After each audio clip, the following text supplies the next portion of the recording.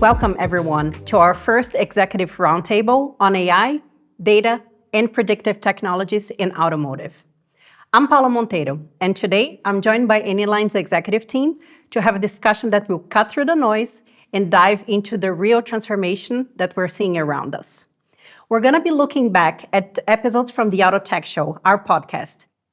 So with me, speaking of our leaders, I would like to welcome Daniel, Christoph, and Lucas. Thank you for being here. So to kick off our discussion today, we're going to look back at 2 episodes from the Auto Tech Show. Episode with Zebra Technologies, one of our partners, and also the episode with Smart Eye.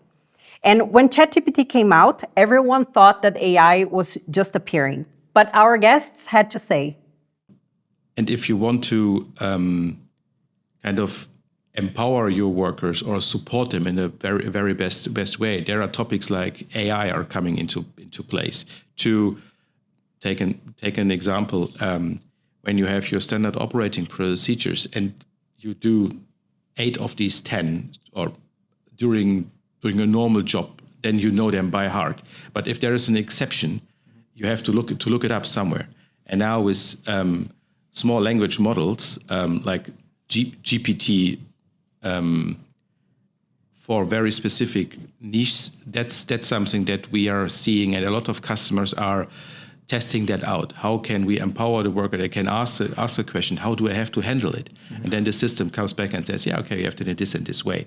Yeah, I mean, in the early days when ChatGPT first got released, I mean, all the headlines are like, oh my God, like, general artificial intelligence is here and it's going to take over the world and we'll all be out of jobs. Yep. If you've played with any of these technologies, you know that it's not true. It's really powerful, but it's just a tool to augment what we do. It's not going to take over. And so I think that's like where, people have to be a little skeptical of these headlines. Christoph, I'm going to start with you. What is your take? How can we cut through the noise and show that AI isn't just a gimmick, but is already delivering real value for the automotive industry? So first of all, thanks for hosting this event. Looking forward to the discussions with the two of you.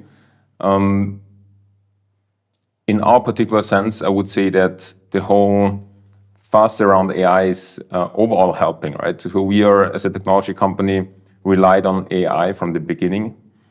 And the reason was not to have that AI tag on the homepage, but that was simply the only and best possible way to deliver value to our customers. So what changes now is that in different levels of the organization, companies need to prove out that they can embed AI in their value creation, right? So, and the real difference is showing the ROI, the return of investment. So, and how we do it compared to, and how we kind of differentiate, is that we need to align on the metrics that we need to prove out with our customers, but Lucas can then delve into that topic a little bit more. It is super important that while you have some use cases where you don't show off the return on investments immediately, there are some other use cases where you definitely can do so, and where you can just create productivity gains right away. Lucas, would you like to jump in and give us your perspective? Absolutely. Christoph makes a really good point. The ROI is fundamentally what really drives AI projects. However, what we see is that the starting point is always the expectations. expectation management around what AI can do and cannot do is fundamental. And AI became that shiny thing for many companies where they thought that's going to be magical and it will solve all our problems.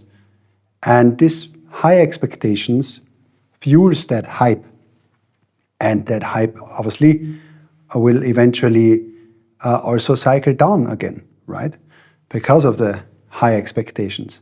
However, with that approach of talking about the return of investment, you can really break that cycle.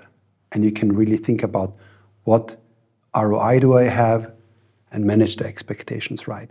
And by doing that, it really helps to build great pilots and great proof of values with companies and expand and expand and expand them.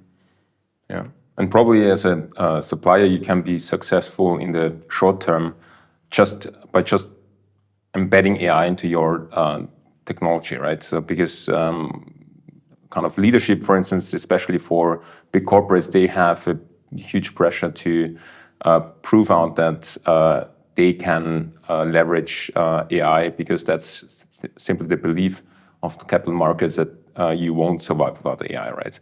So, but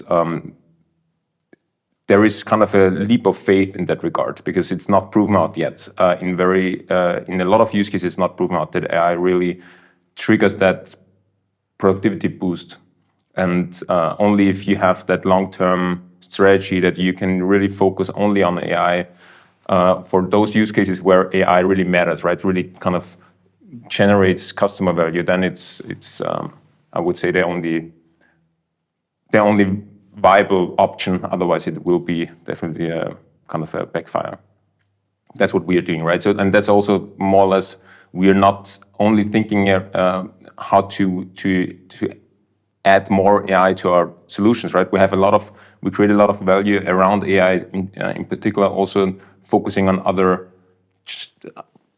technology, right? On other topics that are not necessarily AI driven, because the customer value should be in the center of attention. Right. I will quickly jump into a more technical perspective now, because throughout the years you have seen many AI projects, and you've seen also many AI projects stall. So I'm curious, where do you think lies the biggest challenge? Do you feel like it's an implementation thing, or is it getting everyone on board and drive everyone in the same direction? Where do you think those AI projects stall? So we definitely see sometimes integration challenges. Customers are using very old system where it's hard to plug in and get new data in. But those are challenges who are often easily to overcome with innovative solutions. We sometimes have to build things like pretend the smartphone to be a Bluetooth keyboard that you can plug in to the software.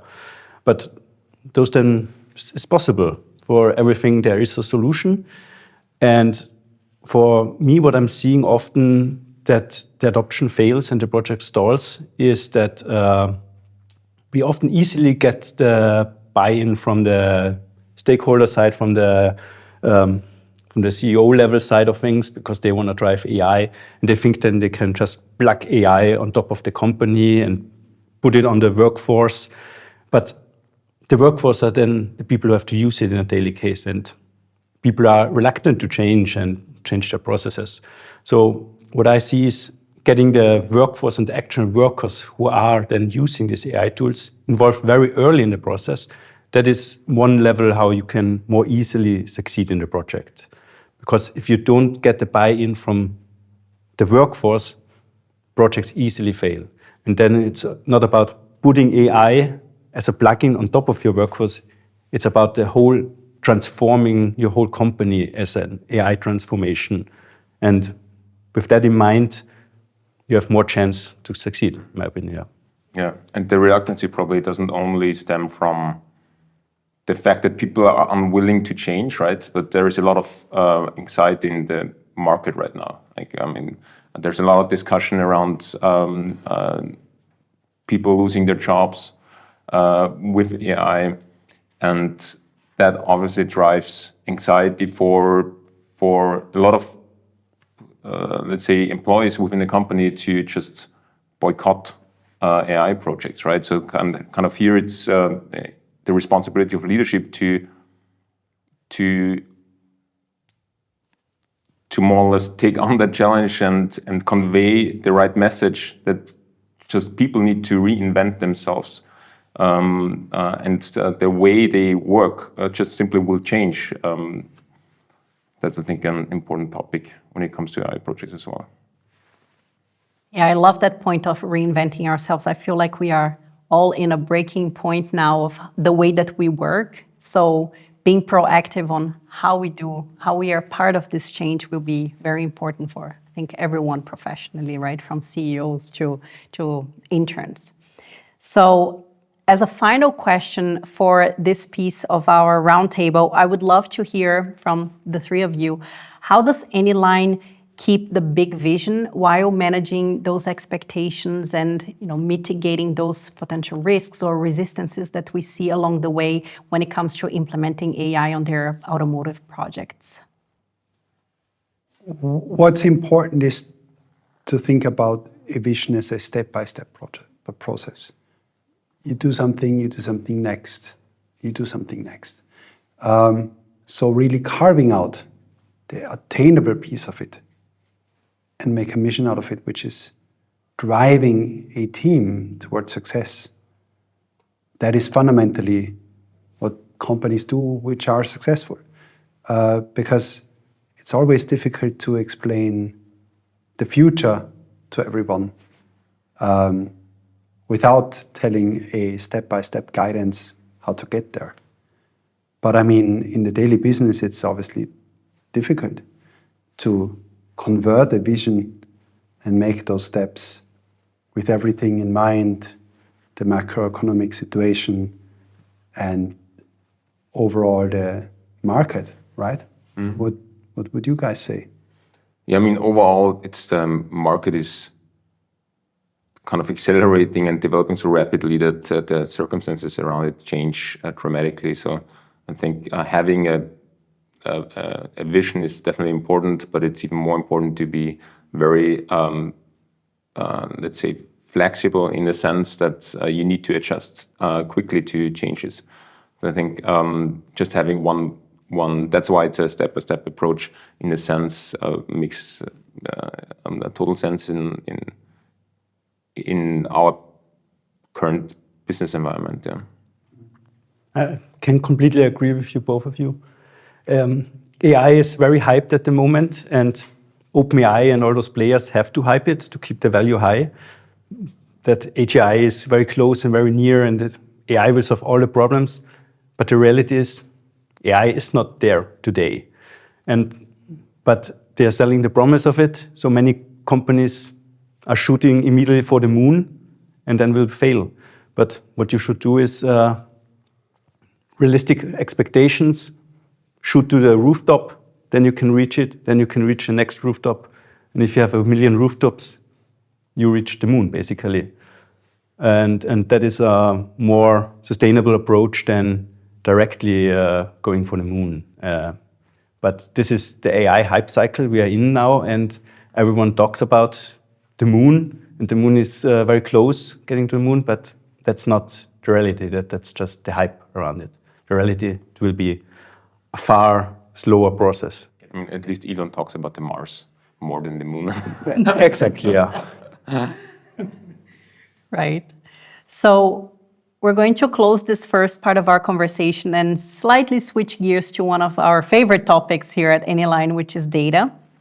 And our next quote is by Susan Herman, and she's from Bosch Connected Industries. And Susan says, the left hand has to talk to the right hand. I see it in an example, and I'd be curious on your experience with this, is the team developing the solution isn't really connected to the team using the data. Exactly. And that's more common, I think, than we think in large companies.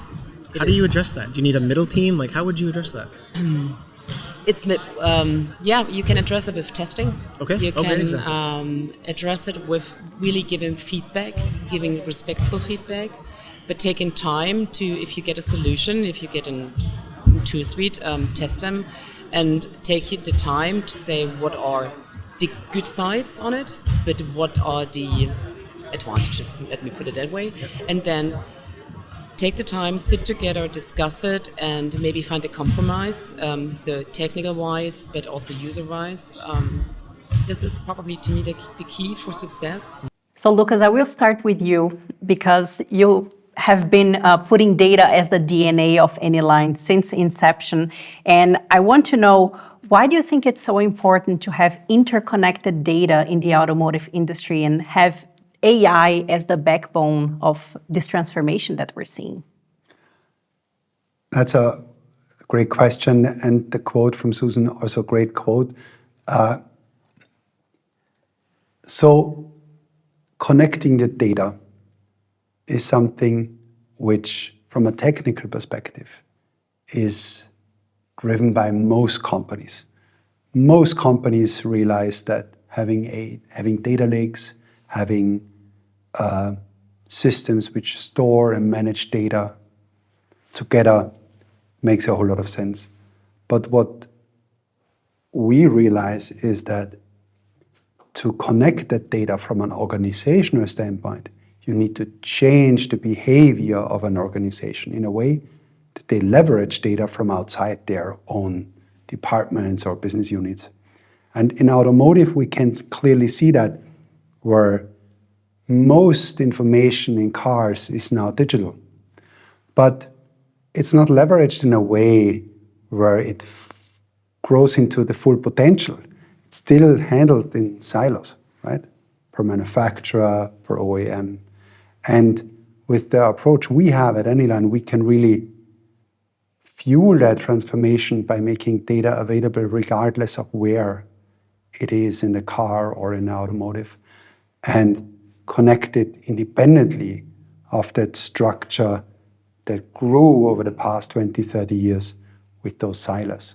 And I think that companies who are able to overcome that fundamental challenge internally from an organizational standpoint are going to be the winners of the future. But that's a transformation, that's change management, right? That's something completely non-technical, which has to be done by companies. And obviously we had a ton of change at Anyline and went through many, many changes and understand how change works and can also live up to that expectations internally. But still we have the same kind of issue on a small scale, right? As every company. And that's the main fundamental thing which has to be solved. Yeah. Yeah, so I generally believe that data is at the core of nearly everything, in the sense that the big ideas and the vision obviously depends very much on intuition and not data. But besides that, someone needs to execute, and execution is relying 100% on accurate data.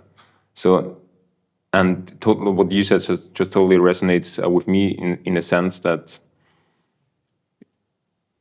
you, especially given the advancements in AI, you have the possibility to analyze a vast amount of business critical data, much more than you could beforehand. So those who can really do that, those who can capture the business critical data will definitely have a competitive edge over all others.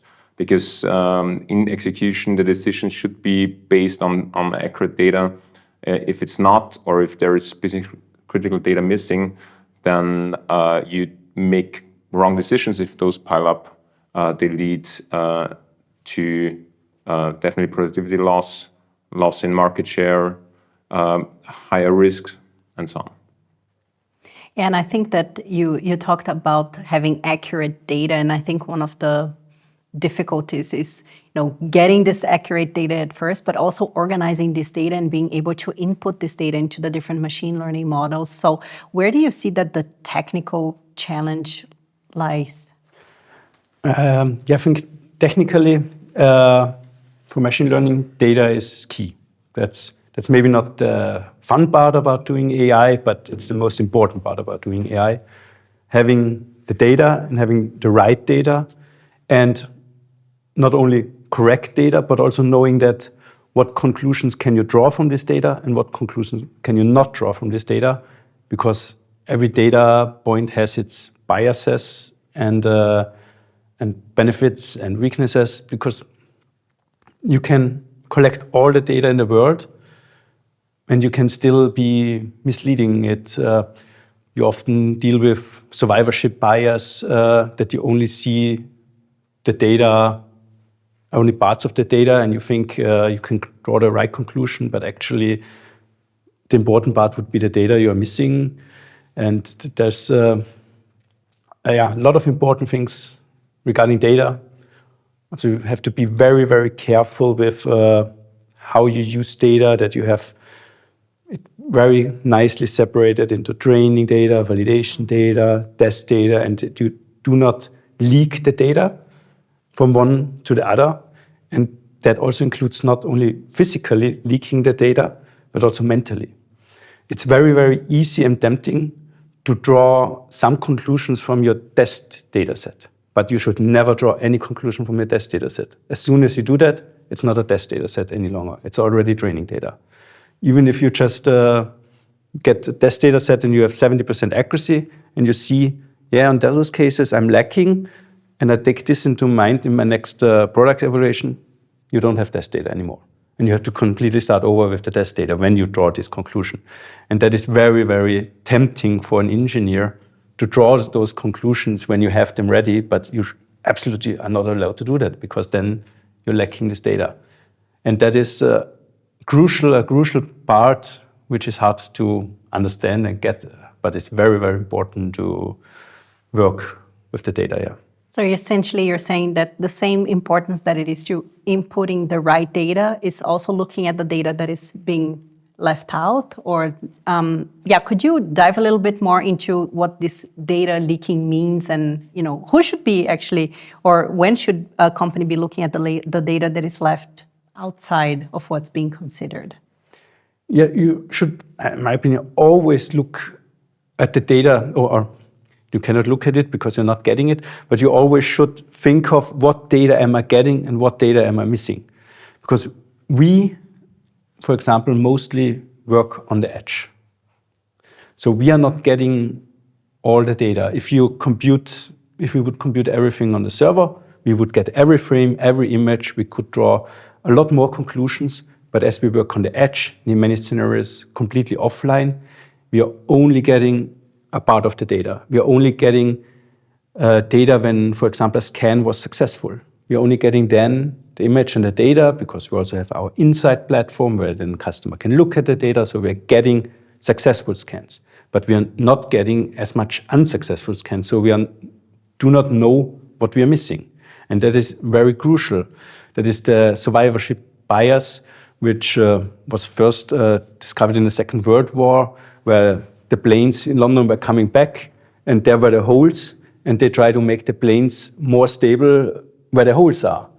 But actually, those planes who are not coming back, those are the critical things. So you should actually look at where are no holes from guns, and should fix those and make those stronger, those areas stronger, because those are the planes who are not coming back. But that's not the thing what you think of immediately. You see a plane, you see the holes, and think, yeah, that's where I have to make the plane stronger. But actually, you have to make it stronger when you see no holes, because those planes are not coming back. And we have also interesting parallel. Those cases. That's exactly what we are having a lot, because we are working on the edge and also only getting those data which survived. Mm-hmm. So, yeah. Wondering here how we can bring this more from the technical to the business light. What does that actually mean, having that, that data, and what does it mean for the customer actually from our solutions? Is that too challenging of a question? I'm just thinking about the holes in the planes.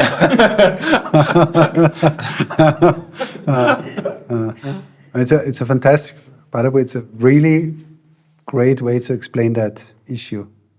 Yeah.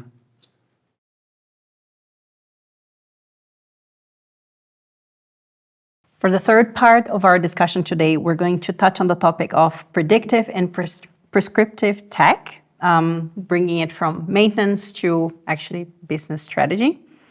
And the quote we have today is from episode 36 from OT Hash, and they say, to keep it simple, when we see that companies like OEMs have a lot of different data sources, we really try to keep the data central. Then allow them to keep consistency across the data, central data, and help them with the governance. So that on top of it, then when they want to do data analytics for predictive maintenance or for quality assurance, they can process this structured data from their production process.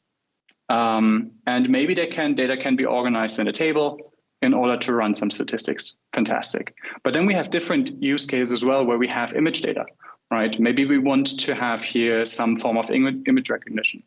Let's say we take a picture from a part of the car that is manufactured at the end of the production process. And here we want to make sure that there's no anomaly, and we can really ensure the quality of each piece that is going through the production process. Then we probably want to train a machine learning model that can detect various objects as well as differences that are unexpected and verify them. So I love Tom's perspective because it really captures the shift that we're seeing now in the industry, going from being reactive to being proactive and even planning ahead if we can. So Daniel, I'm going to start with you because sometimes we simply don't have the data. So what does that mean? We have to come up with synthetic data? Can you dive into that? Yeah, definitely. When training AI models, you need lots and lots of data. And you need the data equally distributed over all of the potential classes.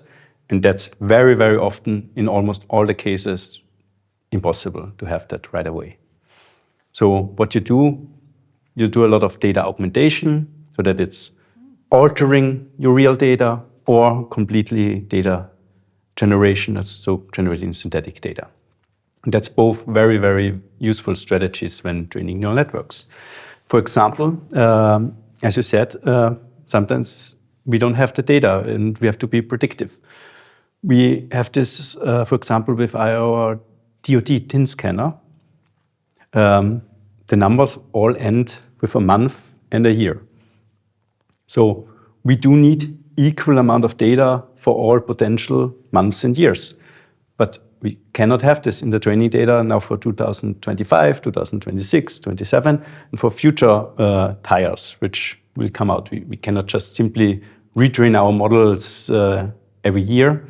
We just need to also be predictive here and proactive, that our customer does not come to us in 2026. Hey, our TIN scanner is not working anymore because it's not predicting 26 at the end. So we do really need the synthetic data and artificial data to have a neural network trained properly, that it can equally predict all of those tires throughout the life cycle and the years to come.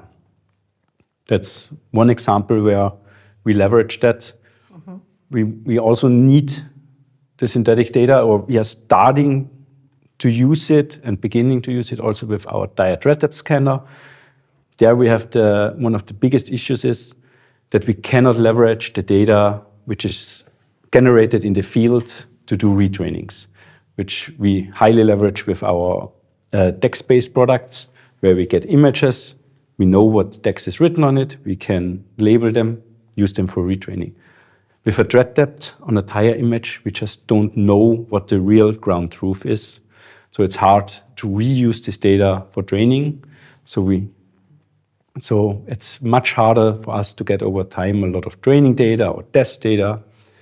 So we do have to leverage semantic data. We're working with Blender, trying to generate completely artificial tire profiles and leverage that for future validation and test sets and also training data in the future. Yeah. That's very interesting to me because the whole concept of synthetic data, I think some people have some misconceptions about it, but from, as you said, looking into the future, that's very important, especially for us dealing with tires and ultimately people's safety on the road. So Christoph, just from the opportunity perspective and from a financial perspective, where do you see the big gold lies here? In automotive specifically, right? So especially in regard to our solutions, we enable organizations to scale easily without making sacrifices on the accuracy of the data. Because just to give you one example, if you would have a fleet and have new drivers, for instance, they are probably not all skilled the same way. And with our technology, you have more or less a tire expert in your pocket. You can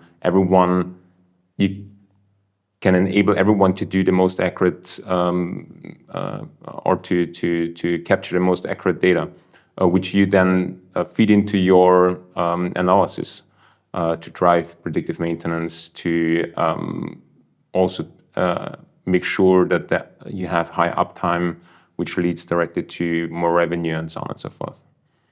Yeah, Lucas, do you see our customers having that shift and already leveraging the financial benefits that it comes from predictive data and using that data? Partly yes, partly no. In that value chain, some companies start with smaller steps, and some are already more advanced. So it really depends on the customer situation. We see both. And do you feel like it's more about minimizing downtime or improving efficiency, maybe just rethinking how we see the customer journey? Where do you see that it's going more towards? Well, to give you a real-life example, if you are going to an important interview and you step into your car and on the way you have a blowout, right? That's just a really bad timing. And so what our customers always have in mind are essentially their customers, their consumers. Either if it's a fleet, it's a driver, or it's a consumer. And the question is, what can be prevented? And mostly it's something which creates pain. And so the equation is very simple. Reducing pain by predicting uncomfortable events or dangerous events. So it's the predictive part, which I believe our customers have in mind, particularly right now, yeah. I definitely do not want to have a blowout on my way to an interview. Yeah. Any further points you would like to add to the table? Yeah, I mean, the example that you just mentioned is the one extreme example, but in addition, when you look at fleets, very often they get the tires get changed and so on, and you don't have the proper. So it's also kind of what I want to convey is it's not only the extreme scenarios that add value to kind of avoid those extreme scenarios, but also to just, for instance, you can achieve efficiency gains by simply fully understanding when to change the tires, right? Because if you don't have that information and you have your schedule, then you change it, and then you could kind of drive 10% more with the one tire, for instance. That's already a massive, has a massive effect on the P&L.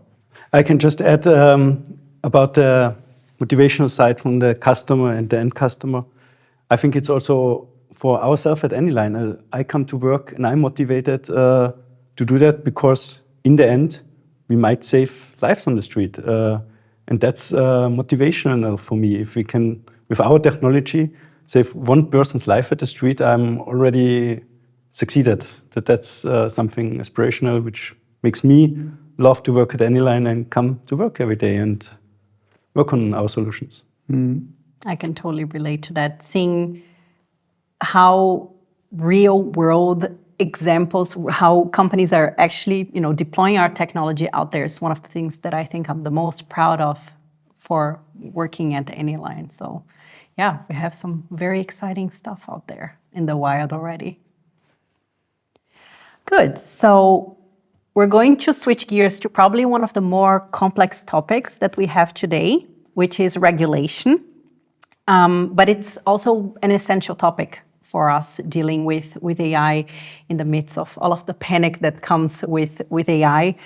But the next quote is from Stefan Pottel, and he's also from Zebra Technologies, and he says, Does it take that regulatory compliance aspect to drive a lot of the industries that way, or is there a little bit of the conversation, like events like this, that spark that? Sure. So, I don't want to have stuff thrown at me here and ask for more regulation, but you're absolutely correct. It's the regulation is going to go through probably several iterations because they're still trying to get it right. Yeah. So, with hoping nobody throws anything at me when I walk back into the show. I think regulation to some extent has challenged the industry, but it's probably been a good thing. I want to see how today the way they describe regulation is going to be very challenging. But I think they're going to adapt and sort of look at some of those challenges as we get closer to 27 and adapt and mold so we can find that balance that we need where companies can still operate and be profitable and pay their employees, but still keep our eye on, can we do this cleaner? Can we do it better? And I think it's so true, especially there is this big discussion between the EU and the US and our regulation hindering our innovation, or is it actually protecting us from, things that we might not know that happen when people are using AI in an irresponsible way? So, Christoph, I'm going to start with you. Do you feel like regulations, and specifically regulations in the EU, is restraining our innovation in the region? So a very controversial topic, I would say. What I can say is this, that I don't think it's a question if we should do it, but rather how we should do it. There are horrific predictions out there, kind of, when you just listen to Hinton, who is kind of the godfather of AI, right? He kind of, if you want to quote him, he said kind of some part of his regrets that he even kind of invented that technology. And essentially, when you also look at what happened already with AI, like the abuse of AI, which led to essentially like one boy committing suicide. So there is we should definitely regulate it to a certain extent. I think it's a thin line when you look at what China is doing, what the US is doing, what Europe is doing. I would say that finding a right way to regulate, but not to hinder innovation, because in the EU, for instance, it is already a big burden also to smaller companies that are in the AI space, but Danny could probably elaborate on that a little bit more. And in the US, it's more like the Wild Wild West approach, whereas you have, let's say, certain states like California that also started with the safety law, AI safety law, where you have, at least for the bigger supplier of generative AI, some regulations, right? But at the end of the day, it's going to be a race who is going to win in AI, and the one I can say is that for sure it's the fourth industrial revolution. I don't know if you guys agree, but it's probably even bigger because it touches every industry. So it's definitely, if it doesn't seem like Europe's going to win currently. That's just, we can do our part to try the best to change that, but it seems like more or less it's China or the US, and the one who wins will kind of, I would say, either secure the dominance in the world or achieve it, and that's definitely something which we have as Europeans have to keep in mind. Yeah, Lucas, you have worked with projects throughout different regions and following very closely how AI regulations is coming. So who do you think is having the good balance right now or having the right approach in your opinion? So it's hard to say who is right and wrong on that topic. What I believe we as Europeans have to acknowledge is that it is easy to blame the way how we treat AI for not being innovative. But essentially, that's just one part of the story. The second one is innovation itself and the drive towards entrepreneurship, the drive towards creating something new, risk-taking, all that matters. And ultimately, it makes it even more difficult to thrive in Europe with those regulations. But those regulations are not the reason why we don't have huge AI companies in Europe. We can do business. We are a proof point that it works. Anyone is a proof point that it works. And there are several other AI companies in Europe which prove that it works. It's damn difficult, but still the underlying drivers is that the way how that entire topic of creating innovative products is treated in different parts of the world, that makes the big difference. I can totally agree and relate to your points. I think what is important, I don't think we can change how our culture is. We are, as Europeans, we have just a more privacy-focused culture, and I think we should not change that. We are just different than the people in the US and the people in China. And we should not be pity about that. We should feel empowered and work with those changes and make them to our strengths. It's also, China was not saying, we can't make AI, we're not getting the latest chips. They were just innovating around that.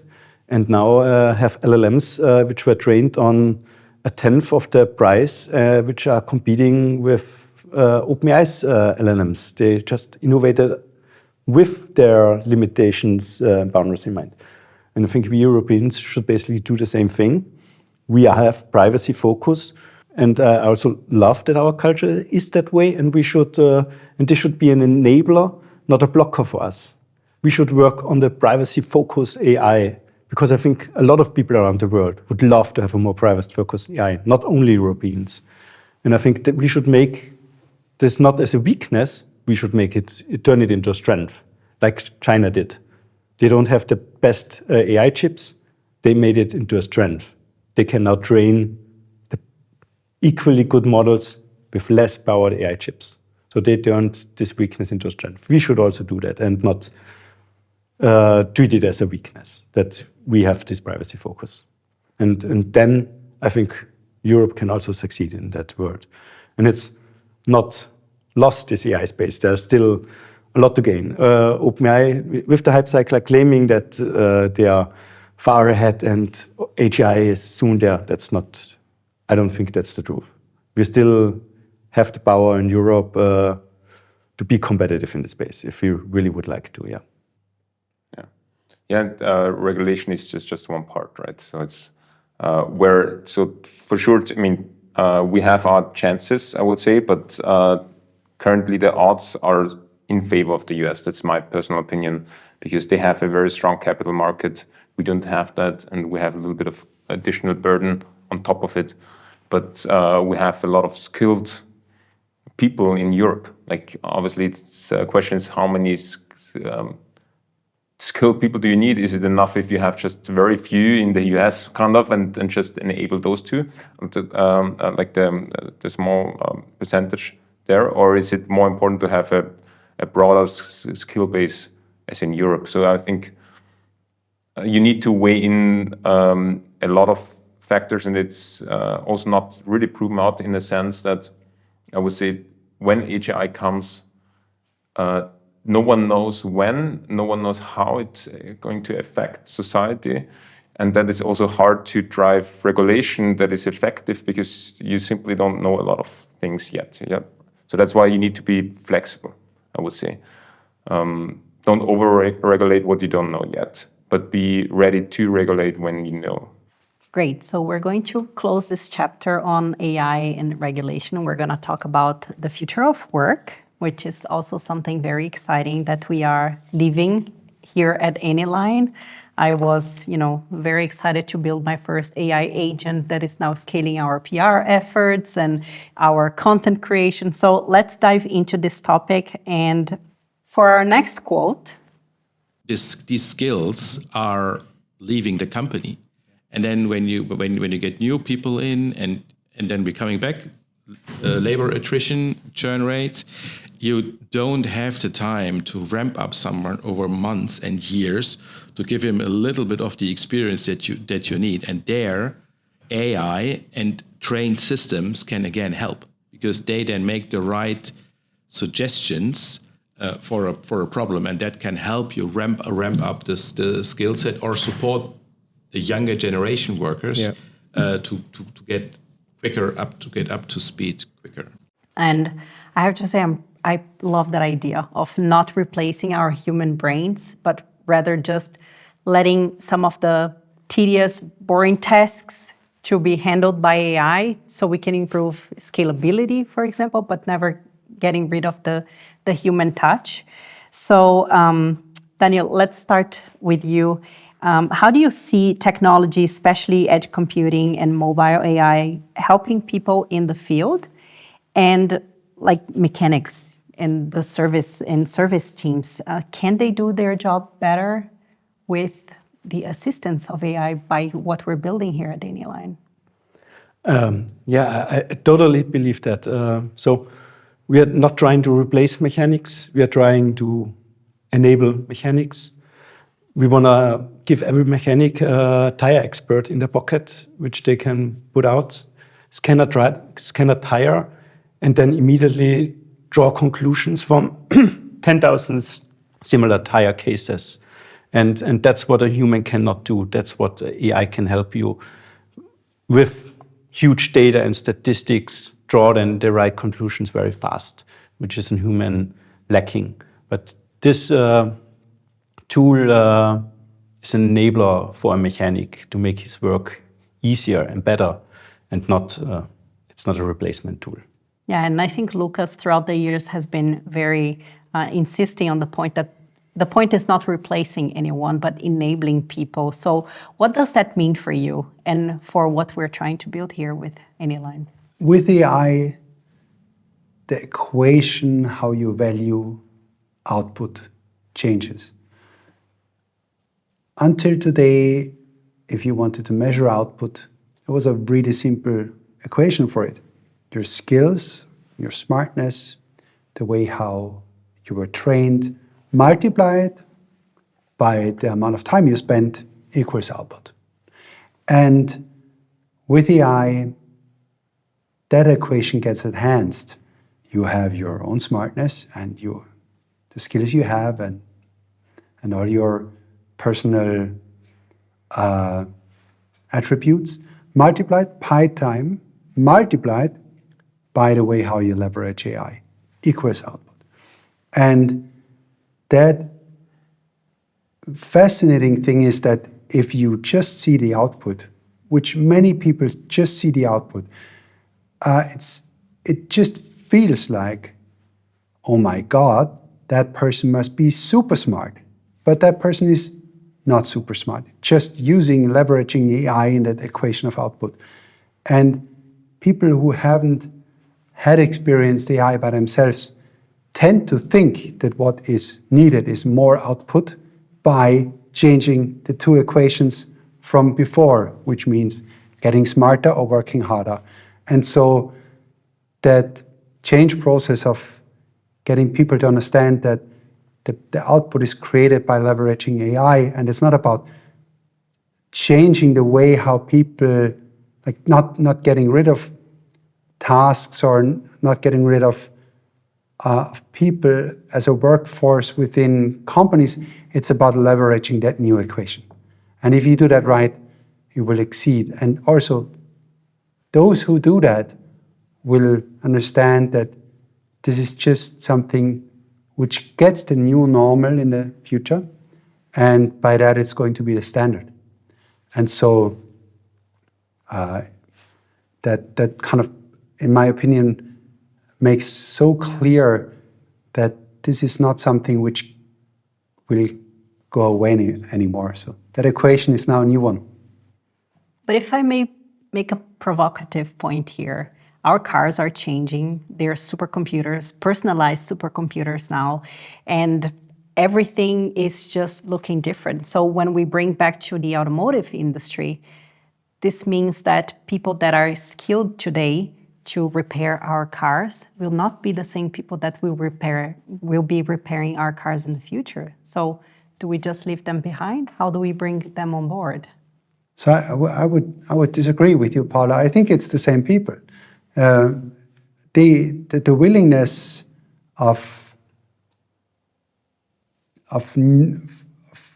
the willingness to innovate, the willingness to adapt to change is remarkably high in that entire industry. Mechanics already have to adapt to a lot of change in their daily work.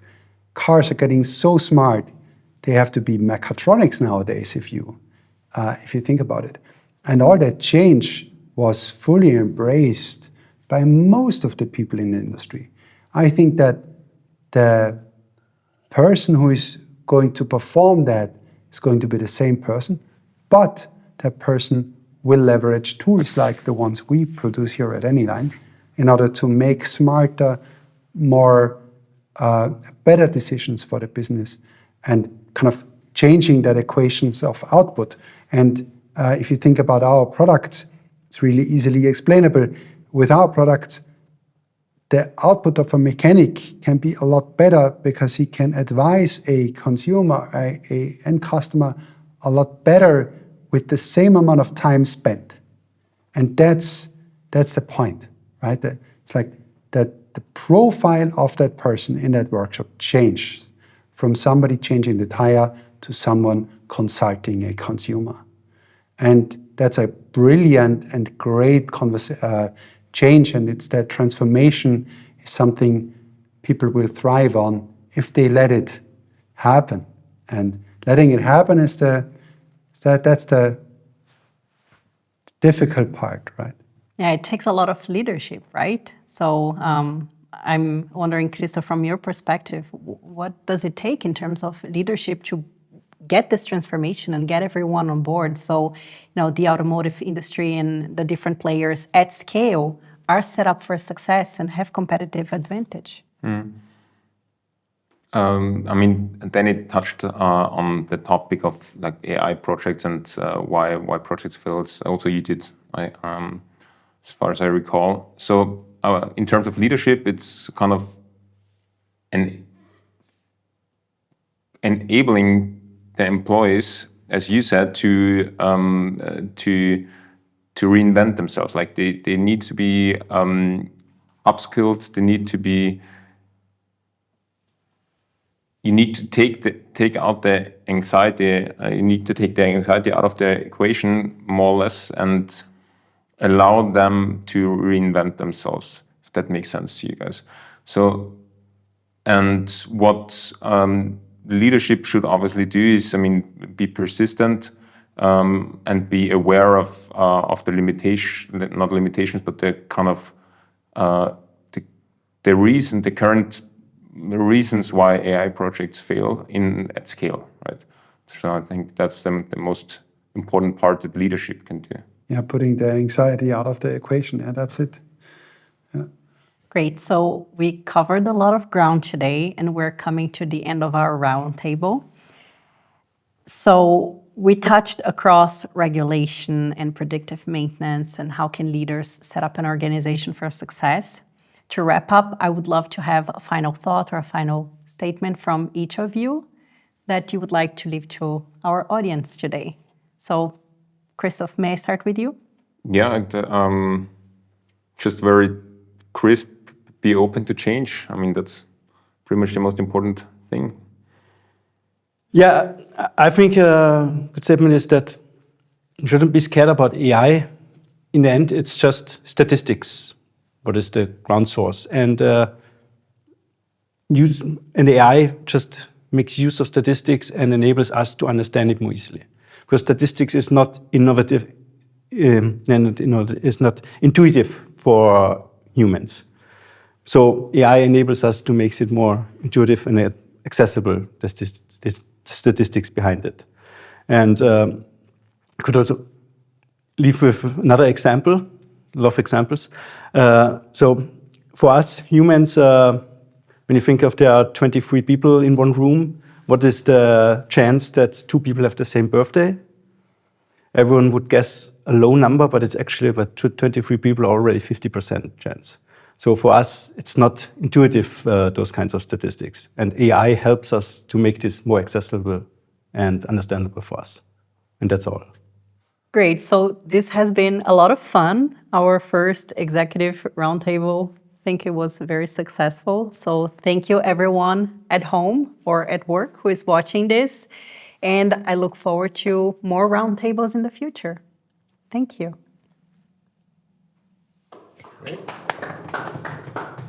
Do you want me to do a different end?